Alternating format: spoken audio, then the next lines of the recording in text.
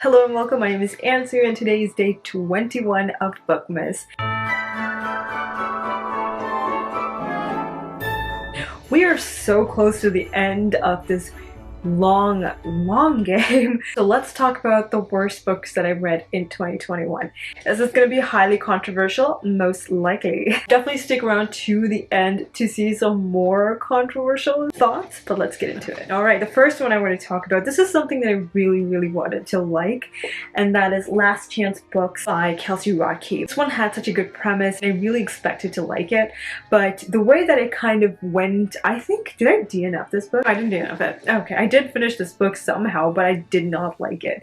So we're following around this character called Madeleine Moore, who has this family-owned bookstore that she's always been part of, and it's just like it means a lot to her because it is family owned.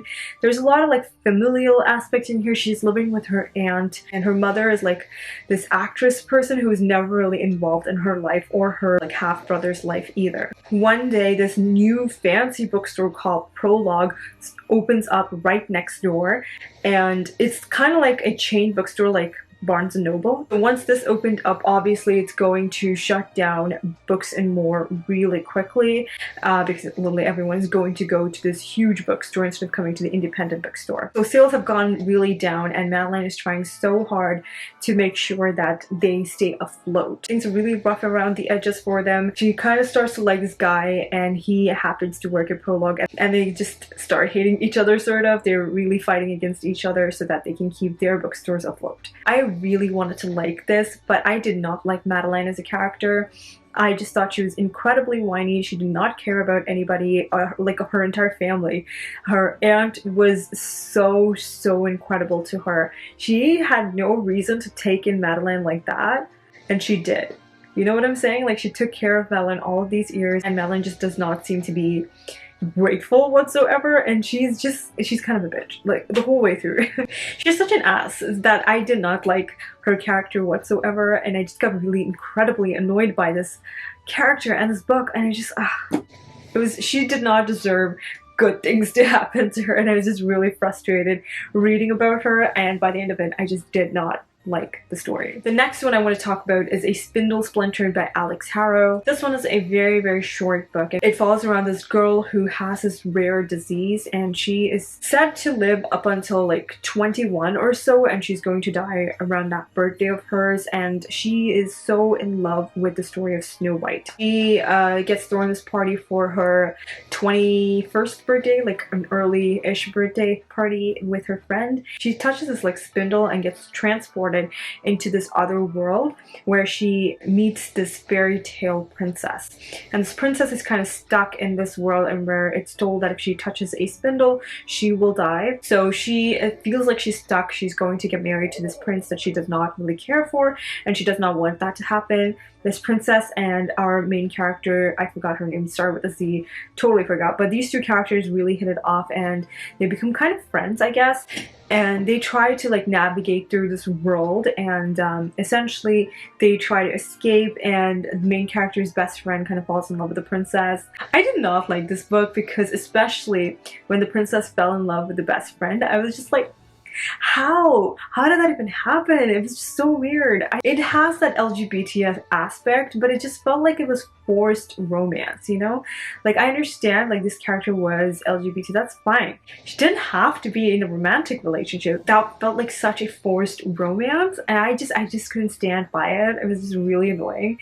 And yeah, I just felt like that princess character was just, she was annoying, to say the least. I did not like it. The next one I want to talk about is A Fa Love Story by Lon Lay. I know people will really like this book, but one of the main reasons why I didn't like it, so it's like following around two different perspectives of a guy and a girl. So we have Bao, whose family is in the business of selling pho, and his grades are just average. He's not a very smart person. His social status is like unremarkable, and he's also like part of this restaurant that his parents own, and he's not like an incredible employee or anything like that. On the flip side, we have Lin, who is a very talented talented person. She has such an amazing dream of going forward with her art career, but her parents are not very supportive of it. And so she also has this family who runs a restaurant. These two families are in competition with each other. They don't really talk to each other. They just hate each other for some reason. And we just know that it's because of the restaurant business. That's why they hate each other. And so Lin and Bao are not like, they've never really talked to each other since they were children. The main gripe that I had with this book was the way that the perspectives changed.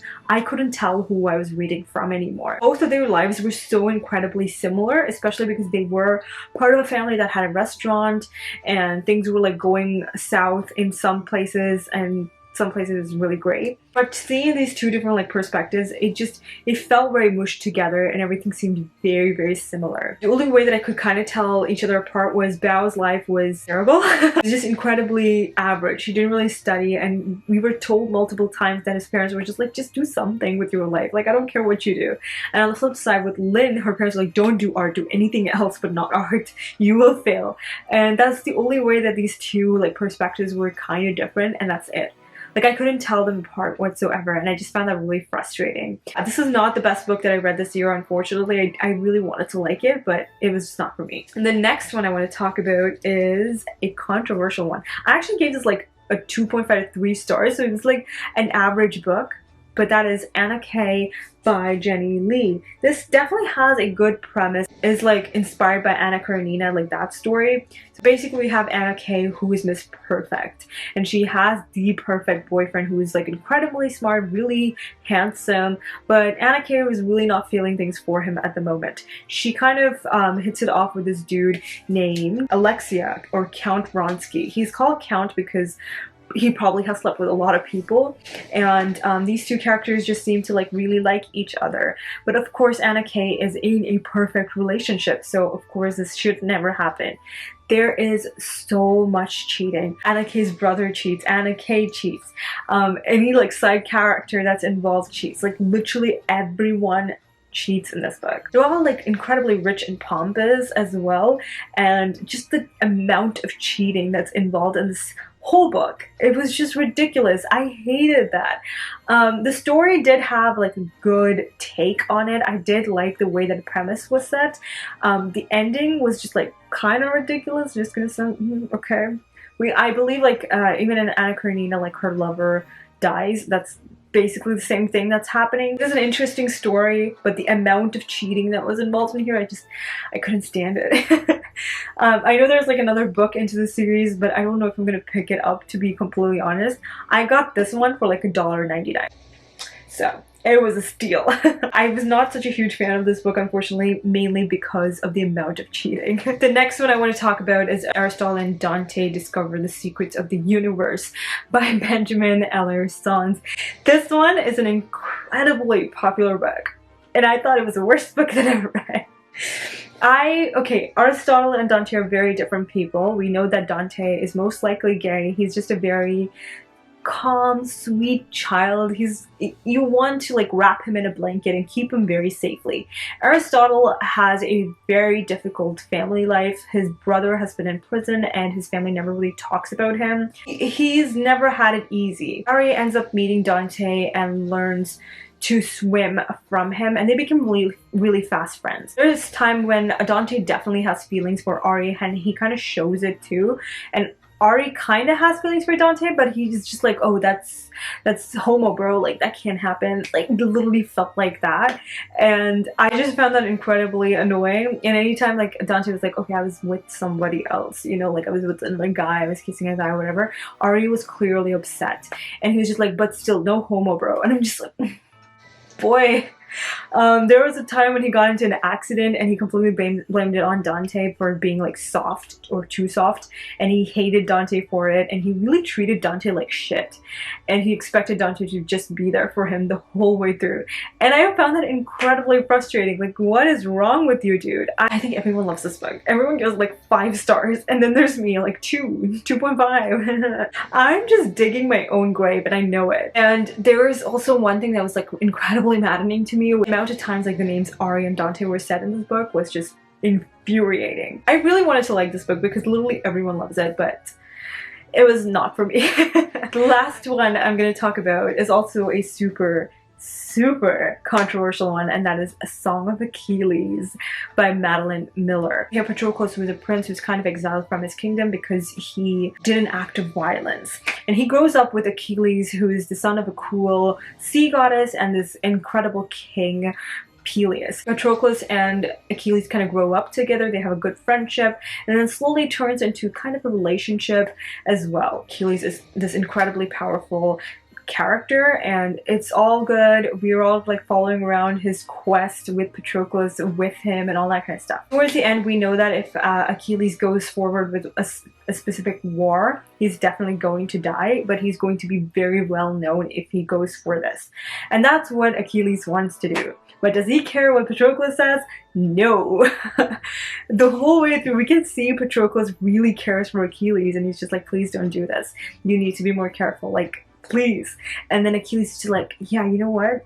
True, but like, fuck off. I'm gonna do whatever I want to.